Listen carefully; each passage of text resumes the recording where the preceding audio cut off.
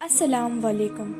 ہم شروع کرنے جا رہے ہیں آدم سے محمد تک کا سفر۔ اس میں ہم ہر نبی کے زندگی کے بارے میں جانیں گے۔ تو آپ یہ جاننے میں انٹرسٹڈ ہیں تو پلیز ہمارے چینل کو سبسکرائب کیجیے۔ حضرت آدم علیہ السلام سب سے پہلے انسان ہیں جن کو اللہ تعالیٰ نے دنیا میں بھیجا، اور سب سے پہلے نبی آپ ہیں۔ آپ ہی کی اولاد ساری دنیا میں پھیلی اور سارے انسان آپ ہی کی نسل ہیں۔ تو چلیے جانتے ہیں حضرت آدم علیہ السلام کے زندگی کا قصہ۔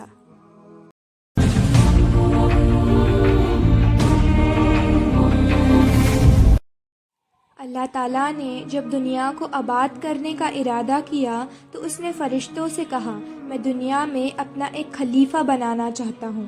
فرشتوں نے کہا، اے اللہ، تو دنیا میں ایسے شخص کو نائب بنانا چاہتا ہے جو خرابیاں کر کے اور خون کرتا پھرے۔ ہم تیری تعریف کے ساتھ ساتھ تیری تسبیح اور تیری پاکی بھی بیان کرتے ہیں۔ اللہ تعالیٰ نے فرمایا، میں جو بات جانتا ہوں وہ تم نہیں جانتے۔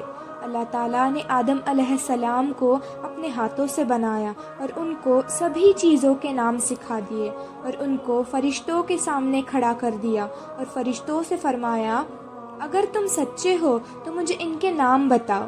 انہوں نے کہا، تو پاک ہے، جتنا علم تو نے ہم کو بخشا ہے اس کے علاوہ ہمیں کچھ نہیں معلوم۔ تو حضرت آدم علیہ السلام سے اللہ نے کہا کہ آدم تم بتاؤ۔ تو آدم علیہ السلام نے سبھی چیزوں کے ٹھیک ٹھیک نام بتا دیے۔ اللہ نے فرشتوں کو حکم دیا کہ تم آدم علیہ السلام کو سجدہ کرو۔ فرشتے سجدے میں گر پڑے، لیکن شیطان نے سجدہ نہیں کیا۔ اللہ تعالیٰ نے شیطان سے کہا، یہاں سے نکل جا، تیرے اوپر قیامت تک لعنت برسے گی۔ اور حضرت آدم علیہ السلام کو اللہ تعالیٰ سے حکم ملا کہ تم جنت میں جا کر رہو۔ جنت کی ساری نعمتوں کے باوجود آدم علیہ السلام اکیلا محسوس کرتے تھے۔ پھر اللہ تعالیٰ نے حوا علیہ السلام کو بنایا۔ اللہ تعالیٰ نے حضرت آدم علیہ السلام سے کہا کہ تم اور تمہاری بیوی جنت میں رہو، جہاں سے چاہو کھاؤ پیو، مگر ایک خاص درخت ہے، اس کے قریب کبھی نہ جانا، ورنہ تم بھی ظالموں میں شامل ہو جاؤ گے۔ اس طرح اللہ تعالیٰ نے حضرت آدم علیہ السلام کا امتحان لیا کہ دیکھیں یہ ہمارا کہنا مانتے ہیں یا بھول جاتے ہیں اور شیطان کے بہکاوے میں آ جاتے ہیں۔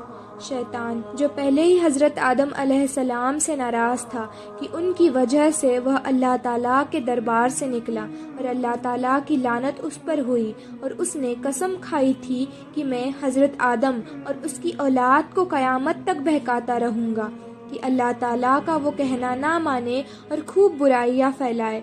شیطان حضرت آدم اور ان کی بیوی حضرت حوا علیہ السلام کو بار بار بہکاتا رہا کہ اس درخت کا پھل تم ضرور کھاؤ، اس کو کھانے سے تم فرشتہ بن جاؤ گے اور جنت میں سے کبھی نہ نکلو گے۔ آخر ایک دن حضرت آدم علیہ السلام اور ان کی بیوی حوا علیہ السلام نے بھول سے شیطان کے بہکاوے میں آ کر اس درخت کا پھل کھا لیا۔ پھل کھاتے ہی دونوں کے ستر کی چیزیں کھل گئی اور جنت کا لباس ان کے بدن سے غائب ہو گیا، اور وہ جنت کے پتوں سے اپنے بدن کو چھپانے لگے۔ اللہ تعالیٰ نے حضرت آدم علیہ السلام سے کہا کہ ہم نے کہہ دیا تھا کہ اس درخت کے پاس کبھی نہ جانا اور شیطان کے کہنے میں نہ آنا، وہ تمہارا کھلا دشمن ہے، تم اس کے کہنے میں آ گئے۔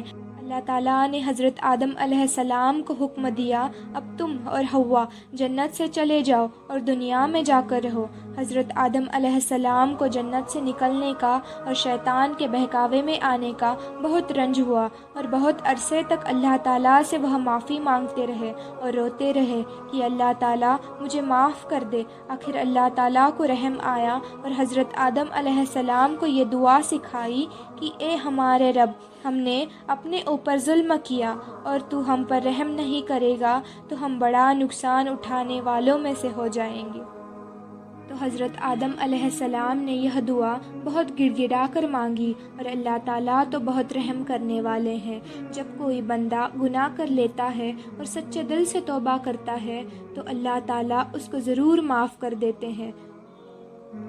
اس لیے حضرت آدم علیہ السلام کو بھی اللہ تعالیٰ نے معاف کر دیا اور کہا، تم اور تمہاری اولاد دنیا میں رہو، اور یہ وعدہ یاد رکھو کہ جب میری طرف سے کوئی نبی میری ہدایت لے کر تمہارے پاس آئے تو تم اس کا کہنا ماننا۔ جو میرے بھیجے ہوئے نبیوں کا کہنا مانے گا اس کو پھر نہ کوئی خوف ہوگا اور نہ وہ گمراہ ہوگا، اور جو لوگ میرے نبیوں کی بات کو نہیں مانیں گے اور ہماری آیتوں کو جھٹلائیں گے وہ دوزخ میں جائیں گے اور ہمیشہ ہمیشہ اسی میں رہیں گے۔ اس کے بعد حضرت آدم علیہ السلام اور حوا علیہ السلام دنیا میں رہنے لگے، خوب جی لگا کر اللہ کی عبادت کرتے۔ ان کی بہت اولادیں ہوئی اور دنیا میں سب جگہ آبادی ہوتی رہی۔ حضرت آدم علیہ السلام اپنی اولاد کو یہی بات بتاتے رہتے کہ تم شیطان کے بہکاوے میں کبھی نہ آنا، وہ ہمارا کھلا دشمن ہے اور ہم کو بری باتیں کرنے کے لیے بہکاتا رہتا ہے۔ ہمیشہ اللہ کی عبادت کرنا، سچ بولنا، کسی پر ظلم نہ کرنا، ایک دوسرے کو نیک کاموں میں مدد کرنا۔ آخرکار حضرت آدم علیہ السلام 900 سال زندہ رہ کر پھر وفات پا گئے۔ تو یہ تھا آدم علیہ السلام کا خوبصورت واقعہ۔ پھر ملتے ہیں آدم سے محمد تک کے سفر میں۔